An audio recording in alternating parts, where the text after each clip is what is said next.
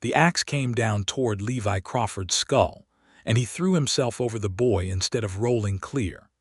The wagon behind him was already burning at one corner, black smoke rolling low across the snow because the wind refused to lift it, and somewhere off to his left old Tobias Marsh was screaming for his mules, while 3 orcs with painted faces cut the traces free. Levi had lost his sword 2 exchanges ago, knocked spinning into a snowbank, and now he had nothing but his own body to put between the war axe and Tam, the 15-year-old driver's boy who had frozen solid with terror the moment the horn sounded on the ridge. He felt the impact more than saw it, a burning line drawn from his shoulder to his ribs where the axe's flat caught him instead of its edge, some mercy of angle rather than intention, and the world tipped sideways into white. When he could see again, there was an orc woman standing over him with her weapon raised for the killing stroke. And Levi understood, in the strange, clear way a man understands things in the final second of his life, that he was going to die on this mountain pass, having accomplished nothing worth remembering. She was enormous in the way of her kind, taller than any man he had ever stood beside. Her shoulders wrapped in a fitted leather cuirass the color of old rust, laced tight over a body built for war, and yet, even through the haze of pain and snow glare, unmistakably, dangerously beautiful. Dark hair had come loose from its braid and hung in ropes around a face paint-streaked in war colors, tusks catching the weak winter light, and her eyes, a green so pale it looked carved from ice, were fixed not on him, but on the boy still cowering beneath his ribs. "Move," she said, and her voice had none of the roar he expected from an orc in battle. It was low, almost tired. Levi did not move. He could not have said why, except that his arms had wrapped around Tam sometime in the last several seconds without his permission, and some stubborn, foolish part of him had decided that was where they would stay. "He's a boy," Levi said. Blood was in his mouth. "He's not a soldier, he's 15. I know what he is." The axe did not lower. Around them the raid was already breaking apart, other orcs dragging sacks of grain and bolts of cloth toward the ridge, one of them shouting something in their tongue that sounded like a command to hurry. "I have killed men younger than him. I have killed women older than your grandmother. Do not tell me what he is, human."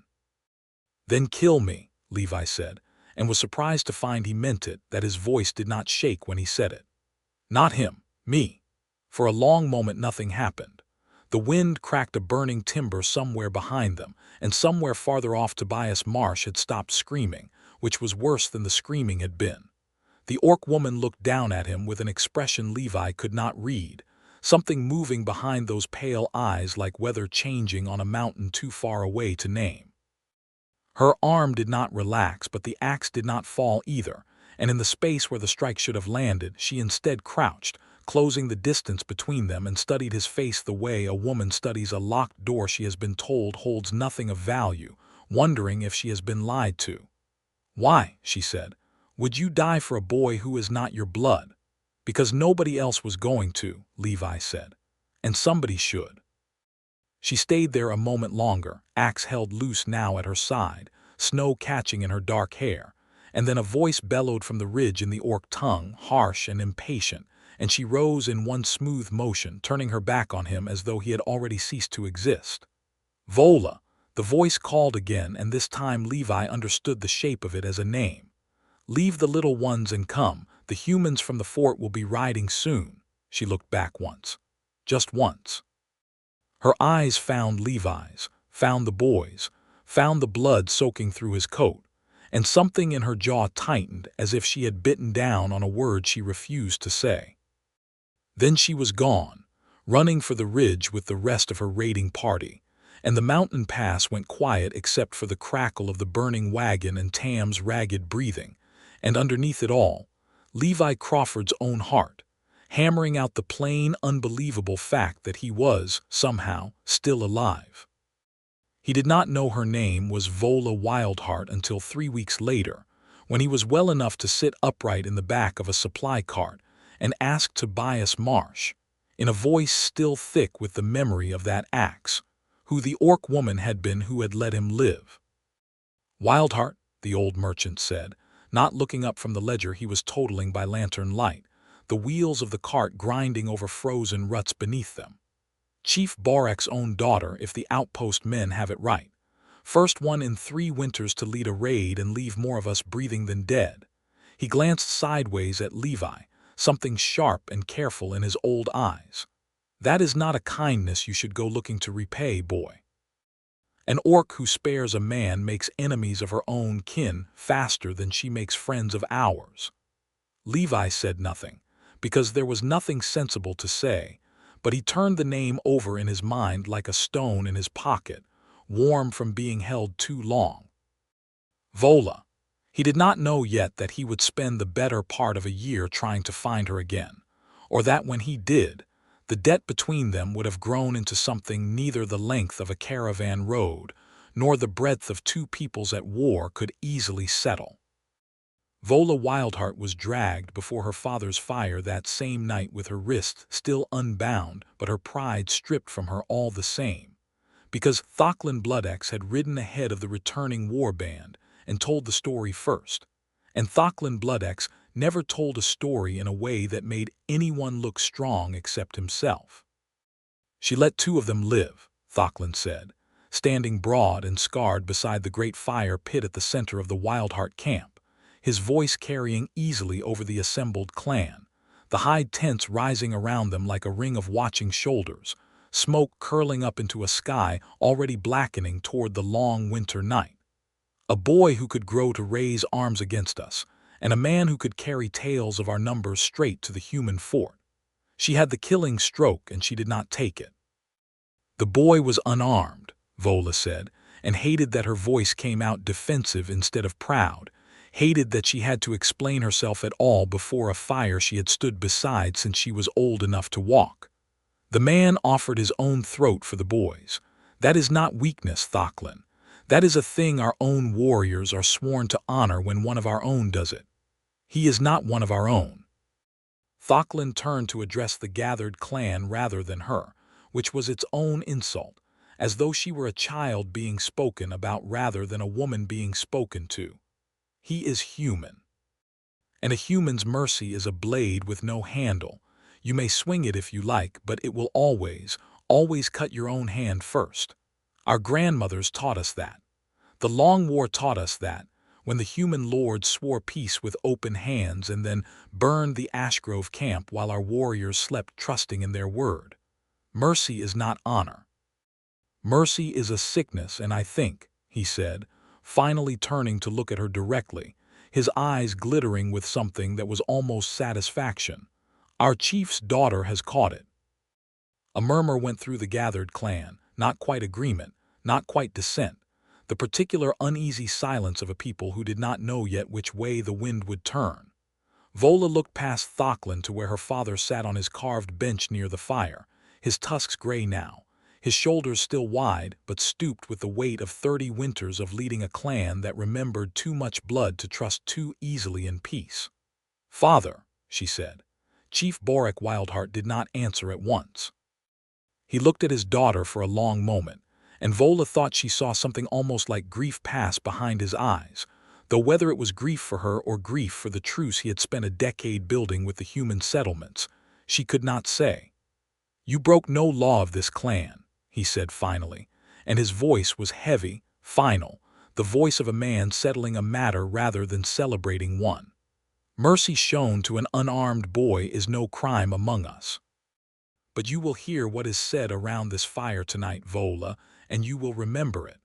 Thocklin is not wrong that mercy has cost our people dearly before. He is wrong only in thinking it must always. Go to your tent." It was not a punishment.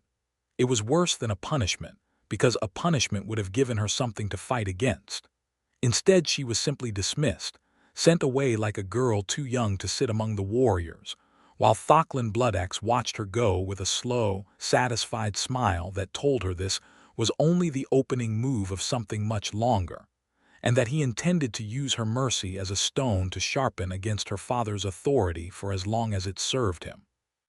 She lay awake long into the night in her tent, listening to the wind test the hide walls, and found, to her own considerable irritation, that the human man's face kept returning to her.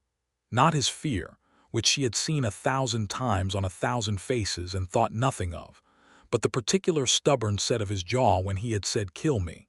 Not him, as though he had genuinely believed the exchange was a fair one, as though his life were a coin he could simply hand across to buy another's. She did not know his name.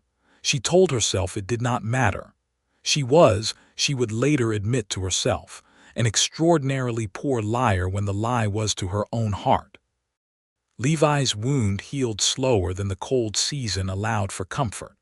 A long puckered scar running from collarbone to ribs that ached whenever a storm was coming, as though his own body had learned to read weather the way the mountain men did. Tobias Marsh kept him on through the winter route out of something Levi suspected was more loyalty than economics. A caravan guard who had taken an axe for a driver's boy and lived was, Tobias said more than once, worth more coin than the ledgers strictly justified, if only for what it did for the other driver's nerve. They wintered the caravan runs out of Frosthaven, the last true outpost before the Greyfang passes climbed up into Orc clan territory. A huddle of timber halls and stone-footed towers built into the mountain's shoulder, where the Frost Truce, signed a decade before between the human kingdoms and the northern clans after the Long War had bled both sides pale, allowed trade to continue through the brutal winter months, when raiding parties on both sides preferred fire and shelter to blood on the snow. It was a strange, watchful peace. Human traders sold iron tools and salt and dyed cloth in the outpost market square, and Orc traders came down from the high camps with furs and carved bone, and the fermented mountain spirit that could put a grown man on his back after 2 cups, and both sides watched each other the way wolves watch across a river, keeping the truce because the alternative was worse, not because either had forgotten the old grievances. Levi found himself asking after her more than once, in the low tavern hall where caravan men drank away the long dark evenings, and the answers he got ranged from suspicious to amused. "Wildheart's daughter," said a grizzled trade master named Corin Ash over a mug of spiced ale one such night. "You do not go looking for that one, boy. She has killed more men than you have years on this earth, and her own clan is already whispering that she has gone soft in the head. You want to be the reason those whispers turn to something worse for her." "I want to thank her," Levi said. "That's all. She had every right to leave me in the snow, and she didn't." Corin studied him a long moment, the firelight carving deep lines into his weathered face. "You are either the most honorable fool I have met on this road, or the most foolish honorable man, and I have not yet decided which." He drained his mug. "The clan sends envoys down to the trade square most weeks when the truce council meets. If she is still trusted to carry her father's word, you may see her there. But mind yourself, Levi Crawford. An Orc woman shamed before her own fire does not need a human dogging her heels reminding everyone why she was shamed." It was, in the end, almost absurdly simple.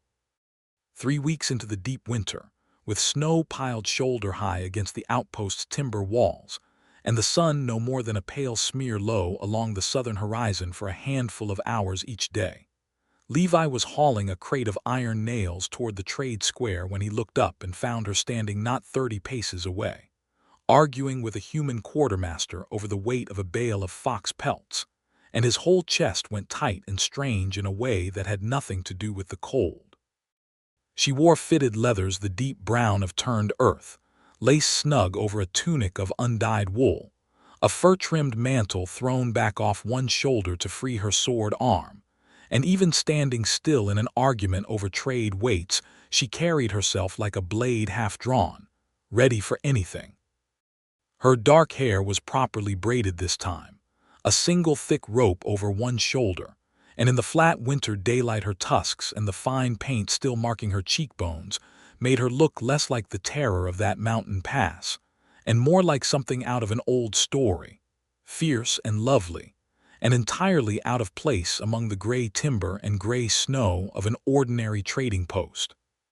She saw him before he had decided what to do about seeing her, and for one long moment neither of them moved, the crate of nails forgotten in Levi's arms, the quartermaster's complaint about pelt weight trailing off into confused silence between them. "You," Vola said finally, and there was something almost like disbelief in it. "You lived." "I lived," Levi agreed. "Because of you. I did nothing." She said it too quickly, too flatly, the words of someone rehearsing a defense she had given many times already. "I left. That is not the same as saving." "It's the same to me." He set the crate down because his arms had started to shake and he did not want her to think it was fear. "I've been asking after you for weeks. I wanted to say thank you, that's all. I'm not," he fumbled, aware suddenly of how many eyes in the trade square had turned toward them, human and orc alike, all pretending very hard not to be listening. "I'm not looking to cause you trouble." "You are an orc's debt walking on two human legs," Vola said, but the corner of her mouth had moved, not quite a smile, more the ghost of one testing whether it was safe to appear. "Trouble follows debts the way crows follow a battlefield. I do not need you standing in my market square, announcing it to the whole of Frosthaven." "Then buy me a drink somewhere quieter," Levi said, and was as astonished as she looked that the words had come out of his mouth, "and I'll announce it there instead." The quartermaster forgot, cleared his throat loudly and found urgent business elsewhere.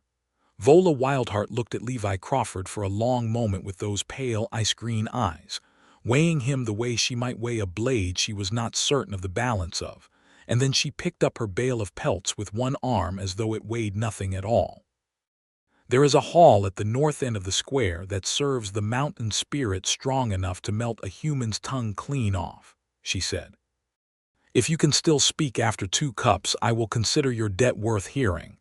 And if I can't, then I will have learned something useful about humans," Vola said, already walking, and wasted very little time in the learning. Levi grabbed his crate and followed her across the square, half laughing despite the cold, feeling for the first time in longer than he cared to admit that something in his flat, ordinary, dutiful life had suddenly, unaccountably, tilted towards something worth paying attention to. The hall Vola led him to was a long timber room warmed by a fire pit sunk into its center, smoke rising through a vent cut in the peaked roof. Benches lined along both walls where a mixed handful of orc traders and human caravan men drank in the particular wary near silence of a truce still being tested nightly. She sat across from him at a low table, poured 2 cups of something clear and vicious-smelling from a stoneware jug, and pushed one toward him without ceremony. "Drink," she said. "Then talk. I want to hear how a man who could not hold a sword against 3 of my kinsmen thinks he owes me a debt worth chasing across a mountain pass in the dead of winter." Levi drank. It did, in fact, feel very much like it might melt something loose behind his teeth, and he coughed hard enough that Vola's mouth curved into an open, genuine grin for the first time since he had seen her sharp-toothed, unguarded, and so startlingly beautiful that it took him a moment to remember what he had been about to say. "I'm not chasing a debt," he managed finally when his throat had stopped burning. "I mean I am, but not the way you think. I don't want to pay you back and be done with it. I wanted to know you. The woman who could have killed me easy as breathing and chose not to. That's not nothing, Vola. That's not something a man just walks away from and forgets." Her grin faded into something more careful. "My own clan calls what I did that day a sickness," she said. "Thocklin Bloodaxe has spent 3 weeks making certain every fire in the Wildheart camp hears it told that way. Mercy shown to a human. A sickness caught, as though it were plague riding the wind instead of a choice I made with my own 2 hands." She turned her cup slowly between her fingers, not drinking. "Perhaps he is right to fear it.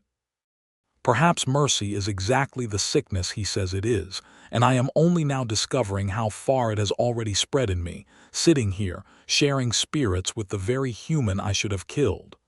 "Do you regret it?" Levi asked quietly. "Sparing me?" Vola looked up at him, and there was a long silence in which the fire popped, and somewhere behind them a traitor laughed too loudly at his own joke, and she did not answer right away, as though the question deserved more honesty than a quick response could give it. "No," she said finally. "I do not regret it, which frightens me considerably more than regret would." They talked long past when the fire pit had burned down to coals, long past when the hall had emptied of its cautious drinkers, about small things at first. The road he walked with Tobias Marsh's caravans, the fierce pride of her father's leadership, the ache his old scar gave him before a storm, and slowly, carefully, about larger things. The long war that had killed her mother and two of her uncles, the farm Levi's own family had lost to bad debts before he was old enough to do anything but watch it happen. The strange loneliness of being the sort of person others relied upon without ever quite choosing to stand close to. "You are an odd human," Vola said at last, well past the hour when either of them should have sought their beds. "Most of your kind who meet my eyes want either my death or my fear. You want neither." "I want to know what you sound like when you're not fighting for your life," Levi said, and then before he could stop himself, "And I think I like it. Your laugh. I heard it maybe twice tonight and I already want to hear it again." Vola went very still, and for a moment Levi feared he had said too much, moved too fast against whatever ancient and careful rules governed what an orc woman of her rank could allow herself to want from a human man. But then she leaned forward across the low table, close enough that he could see the fine paint on her cheekbones was not paint at all but a scarring pattern worked deliberately into her skin, close enough that he could smell wood smoke and cold pine and something warmer underneath, and she said, low and rough, "Careful, Levi Crawford. You are already halfway to catching my clan's sickness yourself." "Maybe I don't mind catching it," he said, and did not move away. Neither of them closed the last small distance that night. But when Vola finally rose to return to the clan's winter lodgings on the outpost's northern edge, she paused at the door of the hall and looked back at him with an expression he would spend the next several nights trying to name, somewhere between warning and invitation, and said only, "The truce council meets again in 6 days. I will be there. Perhaps you will find another crate that needs carrying past the trade square." "Perhaps I will," Levi said, grinning like a man half his age, and watched her walk out into the blue dark of the long winter night until the falling snow swallowed the shape of her. 6 days became 6 weeks became the better part of the winter, and Frosthaven learned to expect the sight of the caravan guard and the chief's daughter together in ways that made some traders spit and others simply shrug, because the world was hard enough on the mountain roads that a man's business with an orc woman, so long as it did not slow the loading of the carts, was largely his own affair. Not everyone shared that easy shrug. There was a night, a little past midwinter, when a fur trapper named Odell Cray, 3 cups into a bottle he could not afford and nursing a grudge against orcs going back to a brother lost in the long war, cornered Vola near the smithy's forge with 2 of his drinking companions, and called her words Levi would not repeat even in memory, words meant to draw blood without ever raising a blade.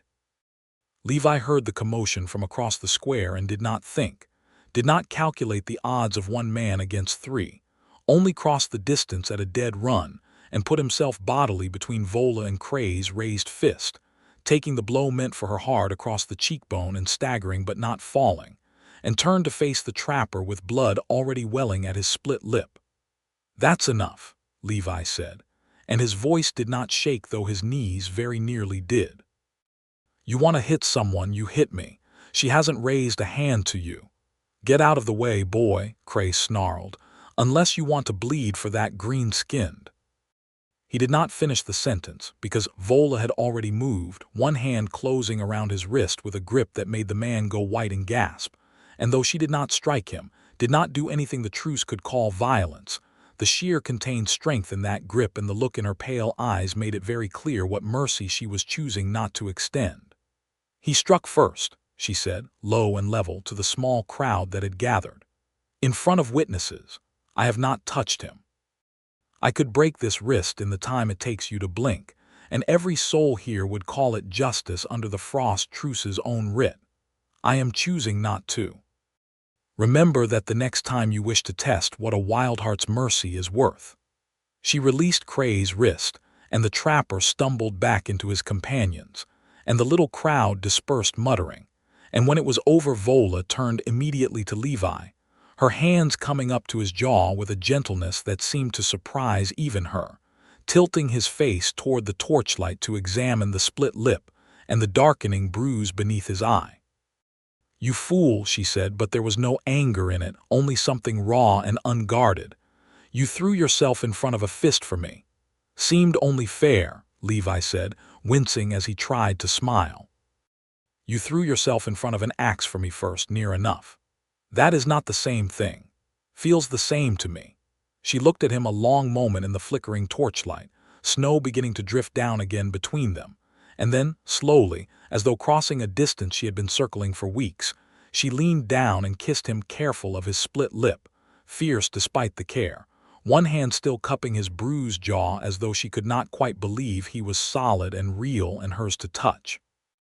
Levi kissed her back with all the hunger of a man who had spent his whole life being useful to other people and overlooked by all of them, who had never once been chosen first, wanted first, until this moment, with the snow falling and his lips stinging and the most magnificent, fearsome, beautiful woman he had ever known holding his face like it was something precious. When she finally pulled back, breathless, her forehead resting briefly against his, she said, "This will cause us both a great deal of trouble, Levi Crawford."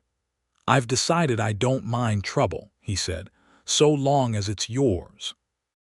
Word of the kiss in the square traveled through Frosthaven faster than any caravan could have carried it, and it traveled north with the next clan messenger too, up through the passes to the Wildheart camp, where Thocklin Bloodaxe received it like a gift he had been waiting all winter to unwrap. "Now she does not merely spare humans," he told the gathered war council, 3 days later, his voice carrying the particular relish of a man who believes he has finally been proven right. "She lies with them. She kisses them in the open square before half of Frosthaven's traders. This is not a sickness any longer, my chief. This is a plague, and it wears your daughter's face." Chief Borek's expression did not change, though the hand resting on his knee had curled slowly into a fist. "My daughter is a grown warrior who has earned the right to choose her own path, Thocklin. You forget yourself." "I forget nothing," Thocklin said. "I remember the long war better than most at this fire. I remember what human mercy bought us the last time we believed in it. And I say to you, Chief Borek, that a clan led by a woman who beds the enemy is a clan that will not survive the next true test of its strength, and I do not intend to let that test find us unprepared."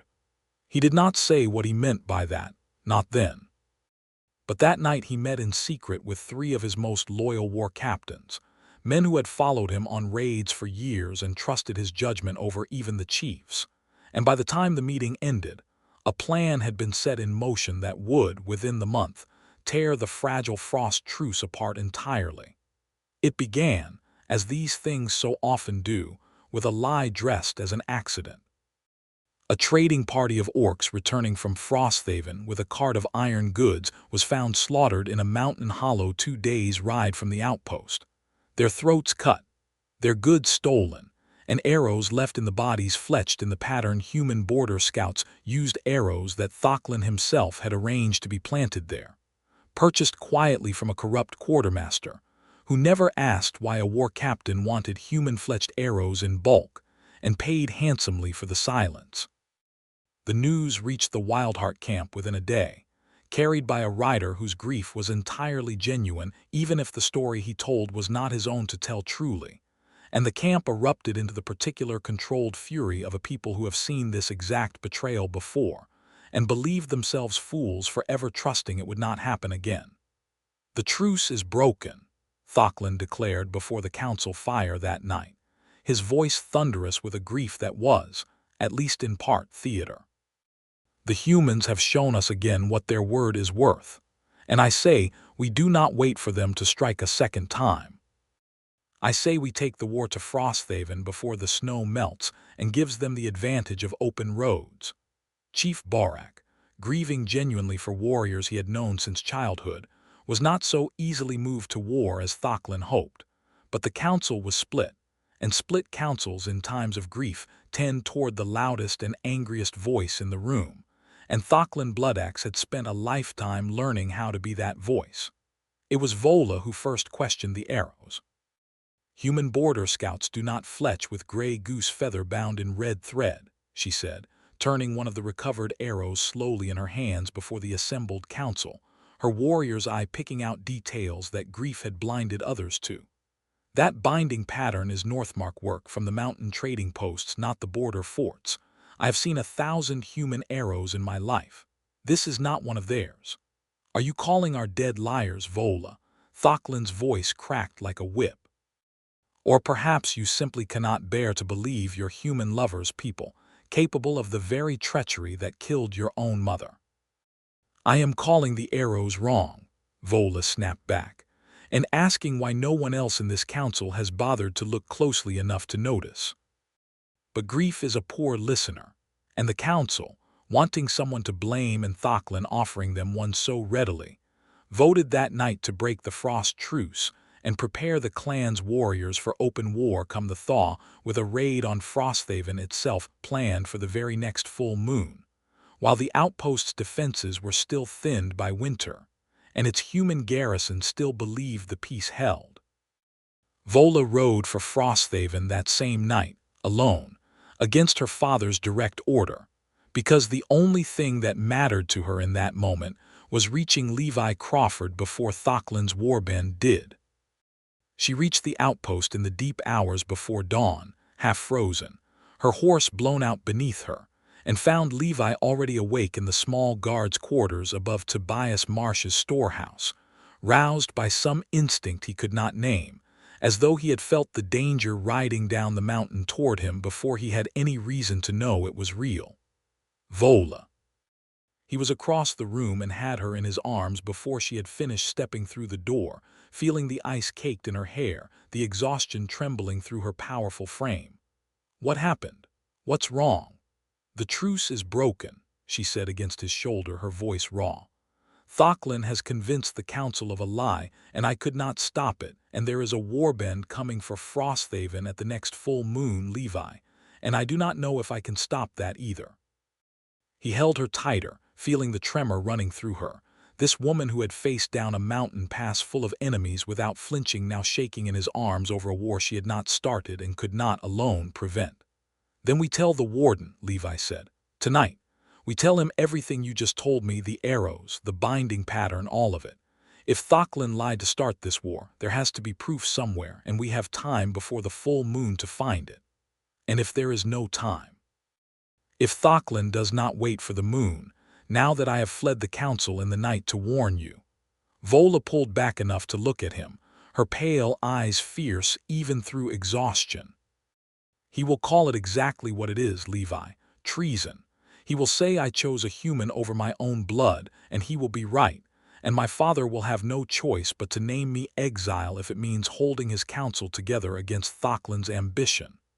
"Then let him name you exile," Levi said, cupping her face in both hands, snow melting from her hair onto his fingers. "I don't care what they call it. I care that you're alive, and that this war doesn't happen over a lie, and that whatever comes next, we face it together. I already gave you my life once on that mountain pass, Vola. I meant it then. I mean it 100 times more now." She kissed him then, hard and desperate, both of them tasting of cold and fear and something fiercer than either, and when she finally drew back she pressed her forehead to his and said, "Lo, you are the strangest debt I have ever collected, Levi Crawford. I spared your life on a whim I did not understand, and somehow it has become the truest thing I have ever done." They went together to wake Warden Elias Grant before the sun had fully cleared the eastern ridge. The warden, a lean, gray-bearded man who had held Frosthaven's command through 11 winters of uneasy truce, listened to Vola's account of the arrows with the particular grim attention of a man who has spent his whole career trying to keep a peace nobody else seemed to want as badly as he did. Northmark red thread fletching, he repeated, turning the matter over. There's a trader passed through here not 3 weeks back, selling arrow bundles cheap, more than a border scout would ever need. I remember it because I thought it odd at the time and did nothing about it, which I am cursing myself for now. He looked hard at Vola. If you're right, girl, someone inside these walls or close enough to reach them armed that raiding party to make it look like Frosthaven's doing. That is not the act of a clan avenging its dead. That is the act of a man who wanted this war and needed a corpse to build it on. Thocklin Bloodaxe, Vola said. He has wanted my father's chieftaincy since before I was old enough to carry a blade. War against Frosthaven, fought and won under his leadership, would hand him exactly the glory he needs to challenge my father openly and win the council's backing to do it. Then we need proof strong enough to carry back up that mountain before the full moon, the warden said, or Frosthaven burns for another man's ambition, and a decade of truce dies with it. They found the traitor 3 days later, a greasy, nervous man named Fennec who sold goods out of a covered sled, and folded almost the instant the warden's men laid hands on him, admitting under only modest pressure that he had been paid in orc silver by a scarred war captain to deliver a bundle of specially fletched arrow to a hollow 2 days' ride into the mountains. No questions permitted, the coin generous enough that questions had not seemed worth the trouble. It was enough. Barely enough, and only if it reached the Wildheart Council before the warband marched, but enough. And Vola rode north again with the confession in hand and Levi at her side despite every argument she raised against him coming. Because, as he told her flatly astride a borrowed horse in the gray pre-dawn light, he had not thrown himself in front of an axe and a drunk trapper's fist just to sit safe in Frosthaven, while she rode into her own clan's fury alone. They reached the Wildheart camp on the morning of the full moon, hours before the warband was set to march, and found the camp already gathering in grim readiness, warriors painting their faces, war horns being oiled and tested, and at the center of it all, Thocklin Bloodaxe standing before Chief Barax's fire in full battle dress, clearly expecting to lead his people to glory before the sun set again. The moment Vola rode into the camp with a human at her side, the entire gathering went still, and then erupted into a roar of outrage that seemed to shake the very hide walls of the tents around them. There. Thocklin's voice cut through the noise like a blade, triumphant, pointing at Vola with an outstretched arm. There is your proof, Chief Barax, if any of you still doubted me. Your own daughter rides into our war camp with her human lover at her side, on the very morning we march to avenge our slaughtered kin. Is this the leadership you would have guided our clan into the future? A woman who has caught the sickness so deep she brings the enemy into our own camp. He is not the enemy, Vola shouted back, sliding from her horse and standing tall before the fire, and neither Thocklin Bloodaxe are the humans of Frosthaven. I have proof that the arrows found in our slaughtered kinsmen were never fletched by a border scout at all, that they were bought and planted by coin from your own hand, to drag this clan into a war you have wanted for years. The silence that followed was absolute, cold enough that Levi, still mounted, could feel it pressing against his skin like the mountain air itself. Lies, Thocklin said, but something had flickered across his scarred face, quick and ugly, and Chief Barax, watching his war captain with the sharp, exhausted eyes of a man who had led this clan through too many betrayals to miss the sign of one more, rose slowly from his seat. "Show me this proof," the chief said. It was then, in that charged and terrible pause, with the confession scroll not yet drawn from Vola's saddlebag, that Thocklin Bloodaxe made his final and most desperate move. Because a man who has staked his whole ambition on a war cannot simply stand quietly by while the proof of his treachery is produced before his chief and his people.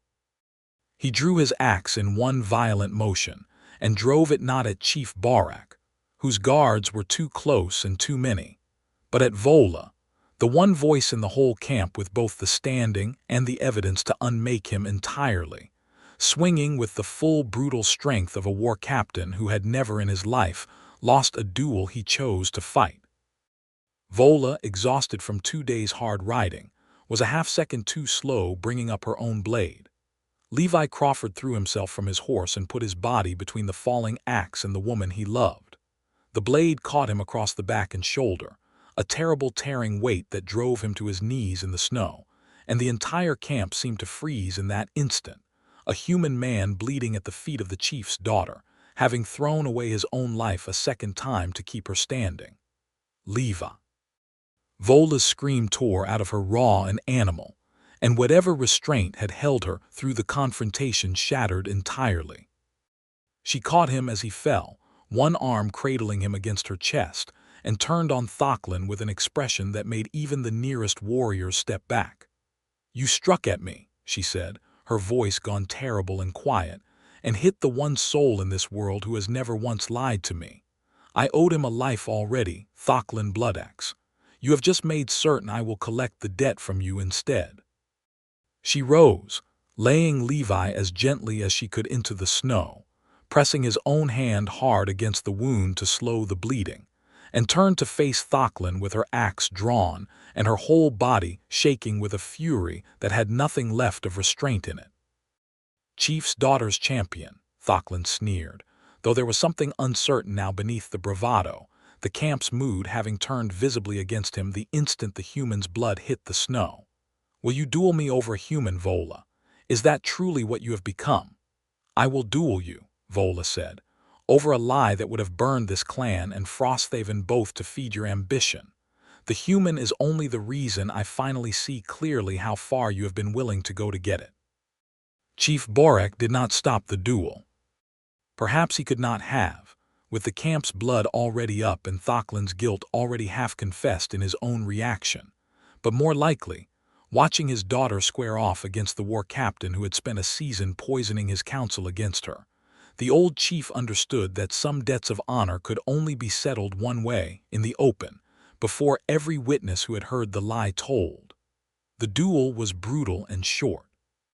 Thocklin was strong, stronger even than Vola in raw power, but he fought with the sloppy overconfidence of a man who had never truly been tested, while Vola fought with the focused, desperate fury of a woman defending everything she had left to lose: her father's trust, her clan's future, and the bleeding human lying in the snow behind her whose life had become, somewhere in the last several months, more precious to her than her own.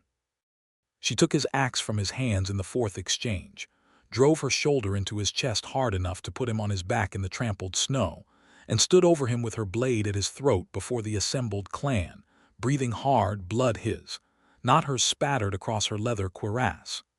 "Yield," she said, "or die, Thocklin Bloodaxe. Either way, this war you built on a corpse and a lie ends here today in front of every warrior who was ready to march because of you."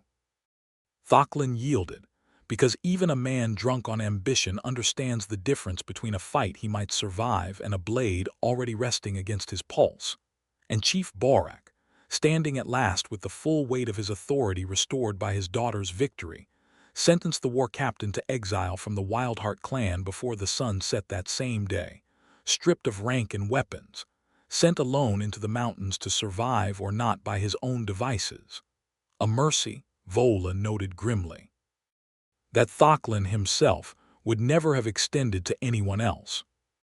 Only then, with the confession scroll finally read aloud before the whole camp and the truce formally reaffirmed with Chief Borek's own seal, did Vola allow herself to fall to her knees in the snow beside Levi Crawford, checking the wound at his shoulder with hands that would not quite stop shaking.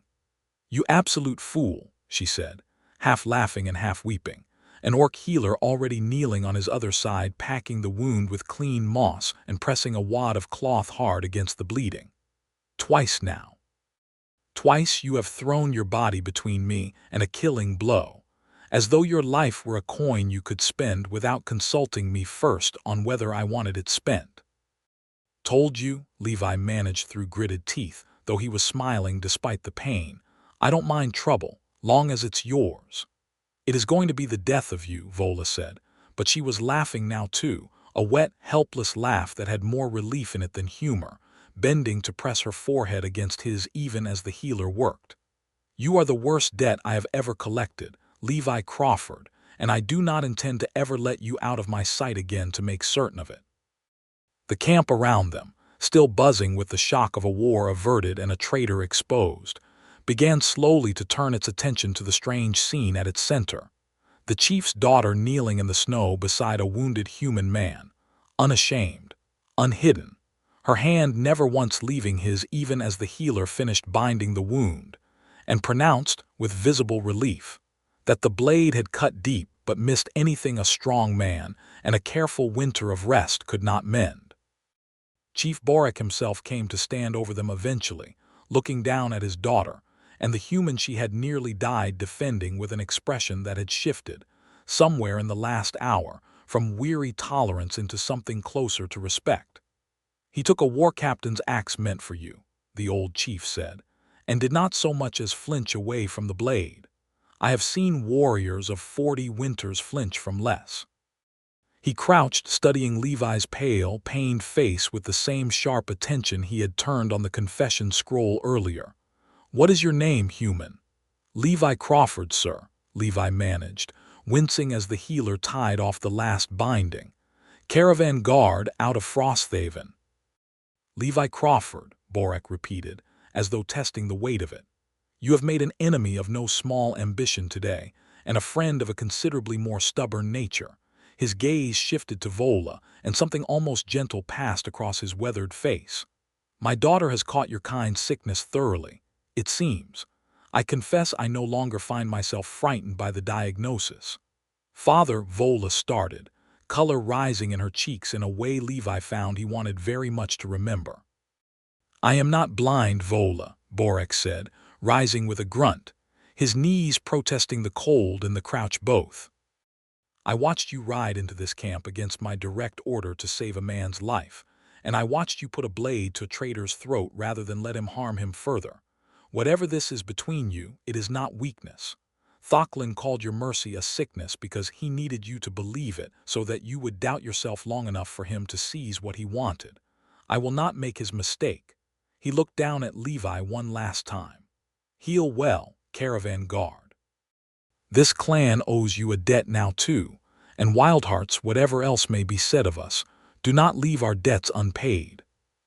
They stayed in the Wildheart camp through the worst of Levi's recovery, 3 long weeks in which Vola barely left his side, tending his wound herself more often than she let the clan healer near it, teaching him halting words of the orc tongue in the long dark evenings and laughing, properly, freely, at his terrible attempts to pronounce them.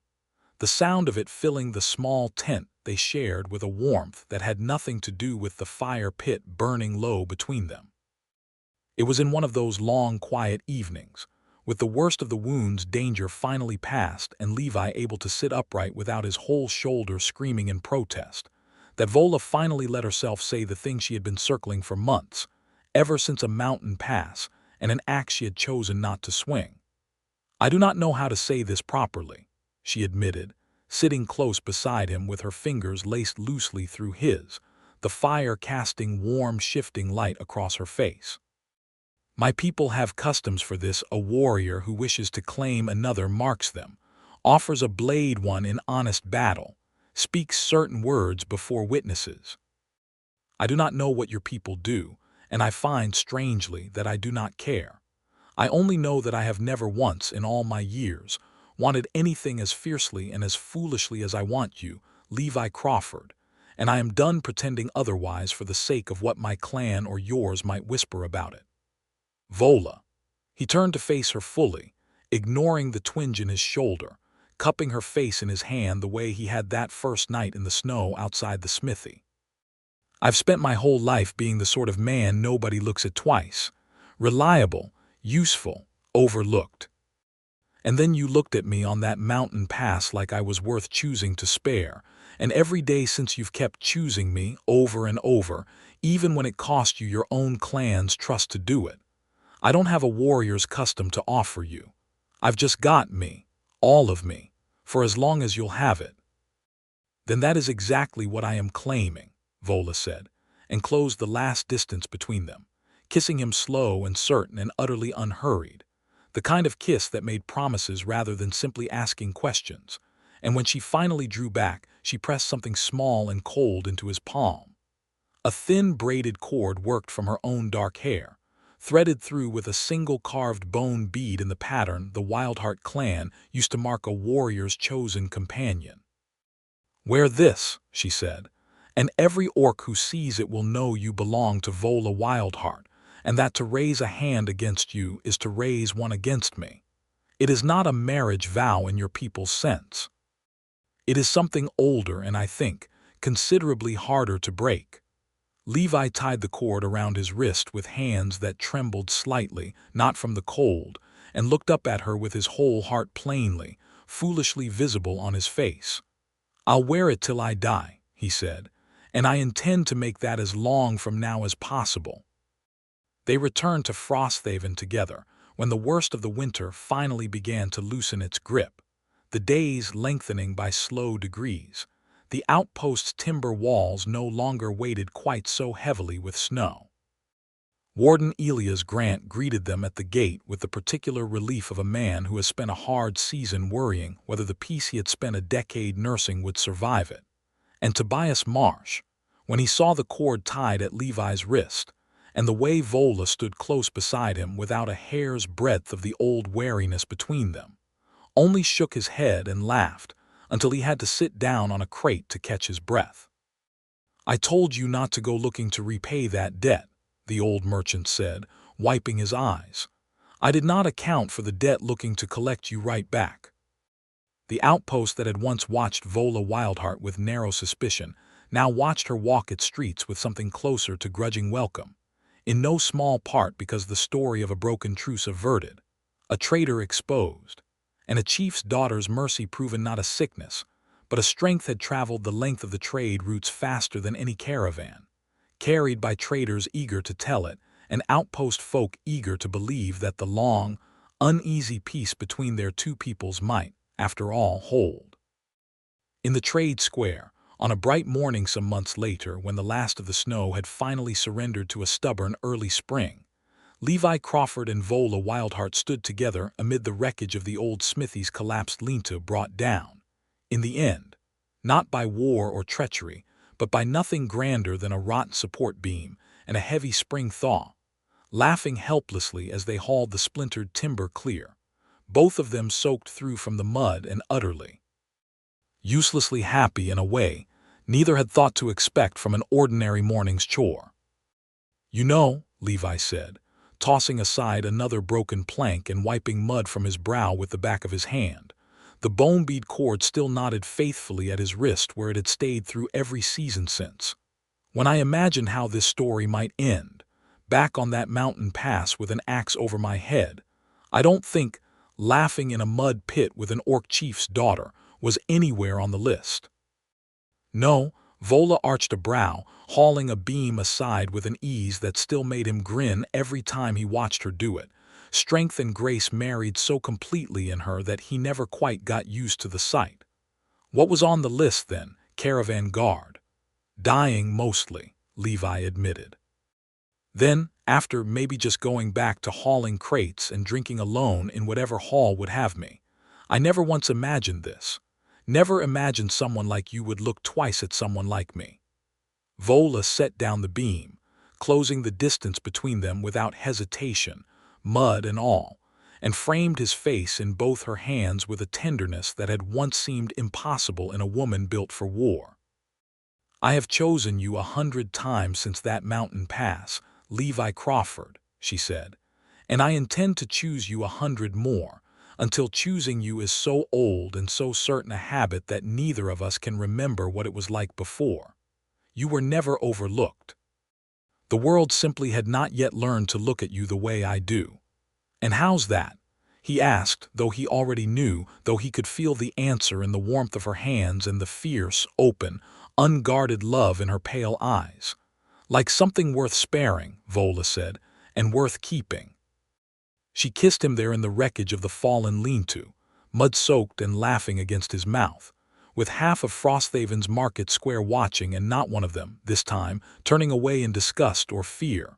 Only Tobias Marsh, grinning from his cart, and Warden Grant, shaking his head with fond exasperation.